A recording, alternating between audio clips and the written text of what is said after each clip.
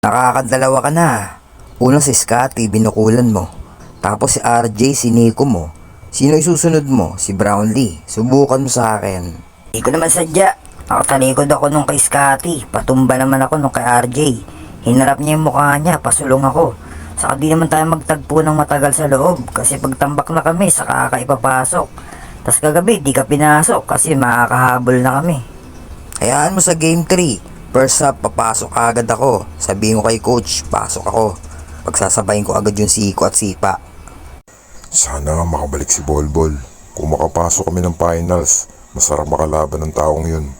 Pero balita nga natin na medyo malabo daw makabalik. Sana may mala. Masakit sa akin na ikitang natatalo yung team ko. Wala na. Di na ako makakatulong. Gusto ko kayo dalhin sa finals pero wala na. Pahinga ko na, Bol. Ako nang bahala. Dagdag lang kayo ng konti sa salary. Triple ang salary ni Bol. Lalaro ako. Dadalhin ko kayo sa finals. Basic lang yan. Sus, ako na. Tabi ka na, Bron. Pauulanan ko ng tres lahat ng mga kalaban natin hanggang sa finals. Add lang kayo ng chicken curry sa bonus. Ok na ako dun. Sus, ang liit mo dapat pang all around na tulad ko. Sasagasaan ko lahat ng humarang kahit yung Brownlee pa yan. Langya, di nyo ako sinasama. Kami ang aabot sa finals. Ikaw? Pang TikTok ka lang eh. Mag-collab na lang kayo ni Yana. Game ako dyan!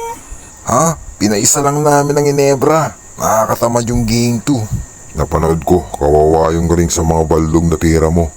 Tas nangarap ka pa ng finals. Mga bata lahat ng kakampi ko. Papagurin namin ang mga senior na tulad mo ang Ginebra. Maka-senior ka, tingnan mo nga yung stats ni Brownlee, kinain ka ng buhay eh. Di naman nagkakala yung stats namin. Saka bakit ka ba nakikisali? Pag nalaglag na, magbora na. Huwag na makisali. Kaya ko bumalik, isang tawag niyo lang. Sakto laruan ko sa tropa. Lumilipad naman ako eh. Ano, game?